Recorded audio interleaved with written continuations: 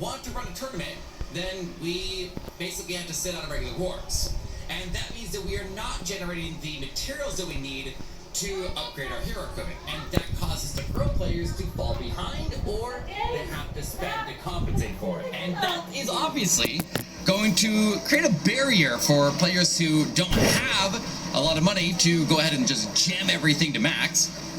And that's going to make so that the pro esports scene is going to effectively only be able to be accessed by the people who end up spending a lot of money, which right now it is very free-to-play friendly. A lot of people are free-to-play there and they can have access to esports. So the way that they gotta get around this is by splitting up the cooldown, making so that we can run friendly wars and it's not going to be affected by random spin wars, which right now there's a lot of back-end things in the game there that Supercell's working on. I hope they get it fixed for us soon, but I think they're working on it, and I think they understand the problem there. But right now, it is going to be an issue, and we'll have to see how it affects Clash of Clans esports if they don't get it fixed in a hurry.